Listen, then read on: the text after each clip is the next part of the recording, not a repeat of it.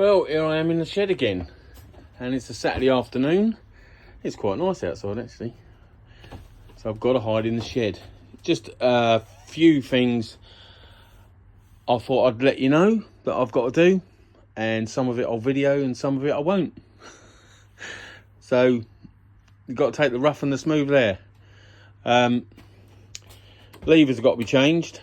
This is an ASV on this side and it's a stock one on that side, so they need changing. I've only just realised I've got no, what are they called, bar end weights, bar end doobrays, so need to sort that out. I think I've got some that I bought years ago that I've not used. So that's the new bike as well. Very suave. An obvious item missing at the back there from my commuting, which is disgustingly on the Busa. So it needs a rack. Busa needs some stuff doing, I think. Problem I've got with the Busa is it's rubbing too much. The front brake on the left hand side is rubbing too much. It's too deep a noise, and it's definitely getting hotter than the right hand disc. So what I've decided to do there is buy some bits to fit to it. I'll go through that in a minute. But yeah, enjoying the bike. There's a decent noise out the Delcovic without being obnoxious, which still actually allows you to get the pleasure from the induction noise as well. Ugly bits include this, that wants replacing. Doesn't really match with the blue of the bike, and I don't know, it doesn't fit properly either. You can see that silver line there, that's where the old one was sitting, so don't like that. That's got to be replaced. Mediocre hasn't been used at all, but needs gonna have coolant change, because your coolant only lasts, I think the super coolant, this stuff by here, especially formulated by Suzuki for your motorbikes. This is the blue, which lasts 4 years, I think they reckon. Whereas the pink stuff is only 2 years. And I think it's got the pink stuff in there, and I've never done the coolant, and I've owned this bike quite a few years now. So you lose the corrosive inhibitors. I think they die off. The coolant side of things remains. I mean, if I test that now, it's probably good to about -20. But I think you lose the coolant inhibitors. Not coolant inhibitors, you dickhead. I just said it, didn't I? Corrosion inhibitors. So that wants swapping out, and I thought the Busa, get that done as well, because that's on a 2008, and I haven't got any history of that ever been done, the coolant, so get that sorted as well. And then there's just loads of stuff. The GSXS fender extender, obviously I'm going to use it in all weathers, so I don't want it splattering the radiator and the oil filter and everything at the front, so that'll give that more protection. So that's got to be fitted. And yeah, I thought I had some bar ends, they should fit. That's too skinny, that's for Renthal bars, but I think it's got the adapters with it to make it go into your 22mm, your ordinary 22mm. Yeah, so the extra fat rubbers are there, so that they need to go on. Iridium spark plugs. Sorry, this was 25 quid. That's a pyramid part. 25 quid. I'm not sure whether it has the, I think it only has the stickers in it, whereas, yeah, that's a shame, that didn't fit. Whereas I like to use these rivets, plastic rivets, as well as the sticky bits, just to give it more adhesion, more fixture. But yeah, I think that's just there might be some there. Anyway, I'll find out when I'm fitting it. Iridium spark plugs. These were 42 quid for 4 Iridium spark plugs, which I was a bit wary of, because most of the plugs I was finding were about, I think the next cheapest was about 14 quid a plug, and obviously these work out to being, get out, £10.50 a plug, but they are NGK Iridiums and they're the right code for the booster. So yeah, booster's getting plugs, and also the air filter. If you saw the video I did the other day, the short, the air filter that's in the booster is disgusting, so that needed changing. Again, this bloke, 31 quid this filter was. Everywhere else it was about 45 to 50 quid. So again, found a bargain, luckily enough. Oil filler plug for the GSXS, as explained. That horrible blue one has got to go.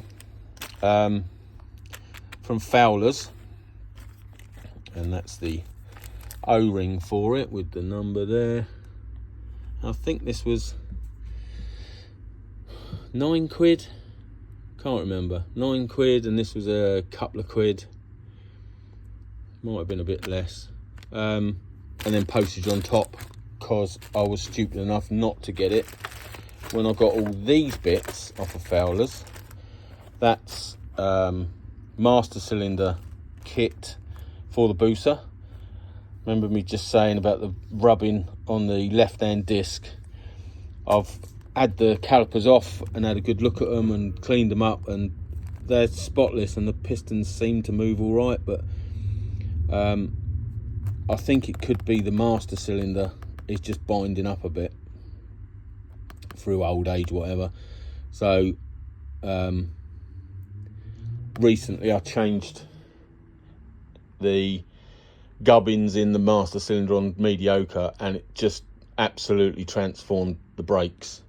Unbelievable. And at the time I really didn't think it was the master cylinder, but the transformation was amazing. So same with the booster, and while I'm at it, I'm going to reseal the calipers, and there's the banjo bolt washers. Didn't buy enough of them. That's enough for the calipers, but not enough for the master cylinder as well. But I think I've got some spares somewhere, so I'll make the difference up. But yeah, didn't buy this with that.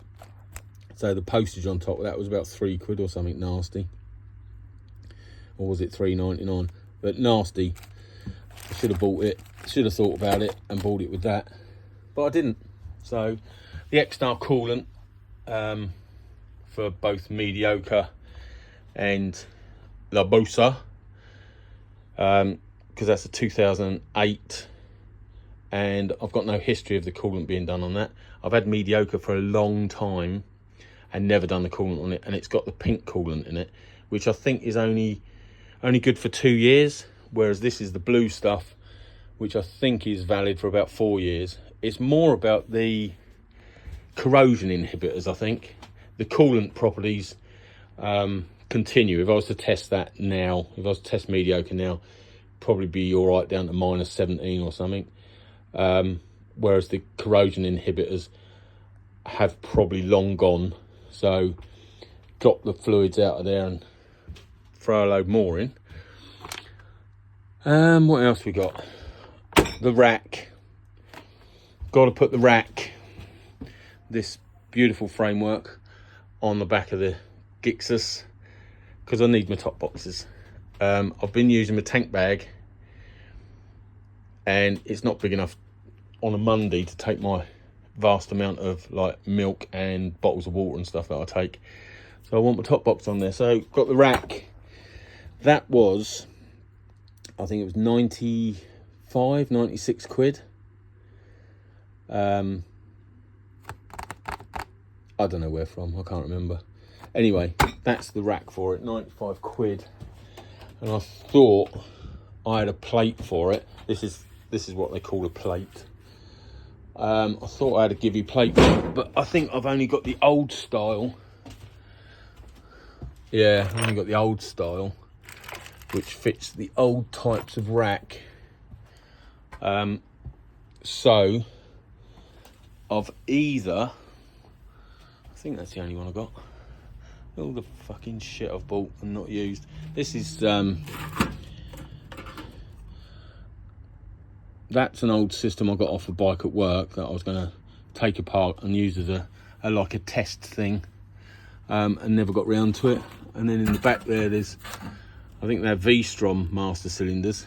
They're the big square ones like this one, which I was going to use on the Busa, because obviously with clip-ons it has these angled ones which don't look as good on straight handlebars. The trouble is, if I was to put the big ones on there, I think I'll start fouling the screen, and I don't want to put any more effort into that. So at the moment these are working perfectly. So, well, I'll say perfectly, I'm going to redo the innards on the master cylinder on there. They're working well enough that it doesn't all need taking apart. So yeah, I think that is the only Givi plate I've got, because obviously you fit them. No, obviously I fit them, and then soon after I get rid of the bike with it on there, as if it's some sort of buyer's wet dream having a rack on there. I should just take them off and resell them on eBay. But yeah, I don't think I've got another rack. Got more the fittings that go underneath the rack, underneath the plates. But no, that's the only plate I've got, which I can either put this rack on and then put make up bars to go across the rack and then fit that Givi plate to those, or just bite the bullet and spend another 25 quid, I think they are, maybe 30 quid for a plate. I'll probably buy the plate. It looks a lot better. Look at that. That's erosion, that is. Erosion from high-speed shit flicking up and hitting it. Yeah, so that's that rack for the GSXS. And then levers, because it's got an odd pair of levers on it. And these were 30 quid, 29.95 or something silly. And obviously you can choose how beautiful your adjusters are. Look at that. So electric blue. Whoa, that's nice, isn't it? Weirdo. I could have just bought a matching ASV lever for the brake side, if they do one. I didn't really look into that. But I don't really like the red on it, because it don't go with anything on the bike. And these are 100 quid each. I mean, Jesus, who's taking the piss there? ASV. So instead of that, I've spent 30 quid, 29.95 or whatever it was, to get a pair of levers, because it does feel a bit weird with the, because this is a bit more rounded, this is a bit square, just aesthetics as well, really. Yeah, as I said, the bar ends need to go on. But I'm enjoying being back on a GSXS 750. I had the Phantom one years back, and that was really good fun, and I'm enjoying that one. But that's about it. A lot of money's worth. My wife is so proud of me wasting our money. But yeah, that's what I'm going to be getting on with. I'll obviously create some gorgeous videos out of that lot. There's a few bits that definitely won't get a video. I found some oh, that's my ramp. I found some paddock stand bobbins as well, again, bought years ago, never been used. So I've stuck them on here. And they don't go with anything either because they're gold, obviously.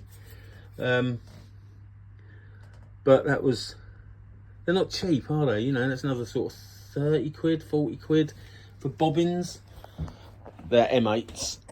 And then this is off the Honda. Nab that back, and then I just happened to have a plate, as you do, a lock-in plate.